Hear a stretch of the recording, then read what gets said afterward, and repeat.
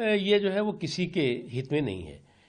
और आप जो है वो मतदाताओं में जो काल्पनिक कन्फ्यूज़न क्रिएट करने की क्रिमिनल कॉन्स्पिरेसी करने में लगे हुए हैं, जो लोग भी मतदाताओं की इस मतदाता सूचियों के शुद्धिकरण को लेकर के जो काल्पनिक कन्फ्यूज़न क्रिएट करने की क्रिमिनल कॉन्स्पिरेसी में लगे हुए लोग हैं, वो न तो मतदाताओं के हितैषी हैं, बल्कि शुद्ध रूप से जो वैध मतदाता हैं उनकी 100% इसमें सुरक्षा है।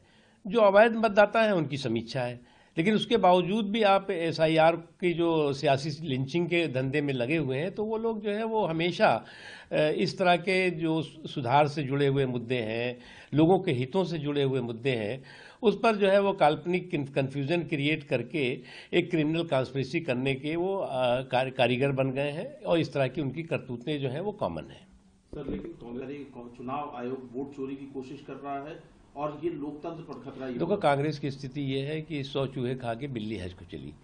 अब कांग्रेस पार्टी का इतिहास अगर आप लोकतंत्र के मामले में देखेंगे, संवैधानिक मूल्यों और मर्यादाओं के मामले में देखेंगे, तो उन्होंने जिस बेदर्दी और बेशर्मी के साथ लोकतंत्र और लोकतांत्रिक मूल्यों और मर्यादाओं की के साथ जो है वो विश्वासघात किया है, कुठाराघात किया है और उसकी लिंचिंग की है, उसके बाद ये जो है वो अभी भी हर सुधार पर जो है वो या तो सियासी वार करेंगे या सांप्रदायिक वार करेंगे।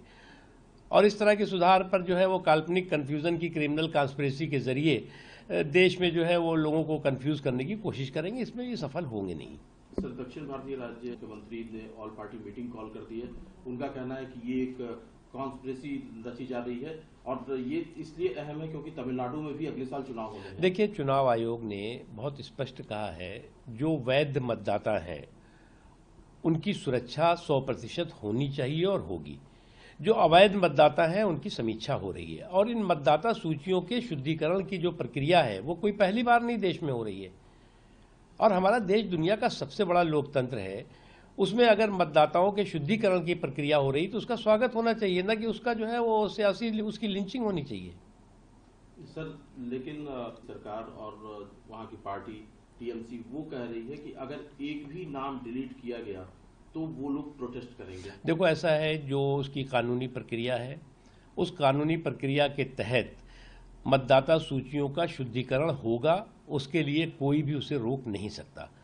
और आपको लगता है कि आप गुंडागर्दी के ज़रिए, आप अराजकता के ज़रिए, आप उद्दंडता के ज़रिए इस जो लोकतांत्रिक प्रक्रिया है, जो संवैधानिक प्रक्रिया है, उसको आप हाईजैक कर लेंगे, उस पर आप जो है वो किसी तरह का उसको बंधक बना पाएंगे, ये आपकी गलतफहमी है। होगी, और जो मतदाता वैध हैं उनकी 100% सुरक्षा है। जो अवैध मतदाता है उनकी समीक्षा होने दीजिए ना, आपको किस बात का डर है। सर, बिहार गठबंधन आज अपना मैनिफेस्टो रिलीज करने जा रहा है। मैनिफेस्टो से पहले तेजस्वी यादव को मुख्यमंत्री का चेहरा भी घोषित किया गया है, क्या कहेंगे? देखो, ये कांग्रेस के या जो तेजस्वी जी का जो गठबंधन है, वो उस गठबंधन की झालर में शॉर्ट सर्किट का झटका हो चुका है। अब जिस गठबंधन की झालर में शॉर्ट सर्किट का झटका हो जाए तो उसमें जो है वो इस तरह की जो सामंती ठसक है और सुल्तानी कसक है वो सामने दिखाई पड़ेगी। अब इनको भी इस बात का अच्छी तरह एहसास है कि अभी आने वाले दिनों में आप देख लीजिएगा, अभी तो इन्होंने वोट चोरी का जो है वो विलाप किया है। जब चुनाव का रिजल्ट आएगा तो कहेंगे कि वोट बैंक पर डाका पड़ गया, उसका वितंडा करेंगे।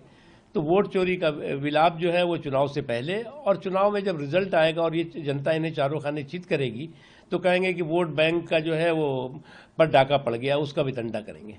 सर, लेकिन तेजस्वी यादव ने एक वादा किया, कई सारे वादों की फहरिस्त है, उसमें एक वादा जो उन्होंने किया कि वक्फ कानून को वो कूड़ेदान में फेंक देंगे अगर उनकी सरकार बने। देखो, ऐसा है कि एक बात उनको समझ लेना चाहिए कि ये फाड़ो, चीरो, फेंको, इसके जो फन्ने खां लोग हैं उनके जो है वो दिन लद चुके हैं। अब फाड़ने, फेंकने, फूकने वाले फन्ने खाओं के दिन लग चुके हैं। वो दिन गए जब खलील खां फाकते उड़ाया करते थे। अब जो है वो जो संसद ने कानून बनाया है, वो कानून जो है वो लोगों की रक्षा के लिए है, और जो कानून तोड़ते हैं उनको जो है वो दफन करने के लिए है। इसलिए जो है वो इस तरह की गलतफहमी उनको पालनी नहीं चाहिए। जहाँ तक वक्फ का जो कानून है वो शुद्ध रूप से आस्था के संरक्षण और व्यवस्था के सुधार का है। हाँ, उसके साथ ही साथ जो लूट की लंपट लाबी है उसको जो एक इन लोगों ने लीगल छूट दे रखी थी, उस लीगल छूट पर नाकेबंदी और तालाबंदी हुई है। और ये जो है वो आम मुसलमानों के हित में है। आप कब तक मुसलमानों को बेवकूफ़ बनाते रहेंगे, वफ़ के नाम पे, इसके नाम पे, उसके नाम पर। आप कभी उनके जो है वो वास्तविक हितों और वास्तविक मुद्दों पर बात ना करके आप उनको इसी चीज़ों में फंसाए रहते हैं। सर, एक आखिरी सवाल है, आप क्या तो ये कह रहा है कि वक्फ कानून जो है वो मुसलमानों के खिलाफ है और वो अपने आप को मुसलमानों के हितैषी के ऐसा है कि ये फाड़ो, फेंको, फूको के जो ये फन्ने खा लोग हैं, ये सब जो है वो एक बार फिर मुसलमानों को जो है वो अपने वोट बैंक का जो है वो पंचिंग बैग बनाने में लगे हुए हैं। अब अपने वोट का जो पंचिंग बैग बनाने में ये लोग लगे हुए हैं, थोक में तो आप इनका जो है वोट लोगे और फुटकर में भी इनके विकास के बारे में बात नहीं करोगे।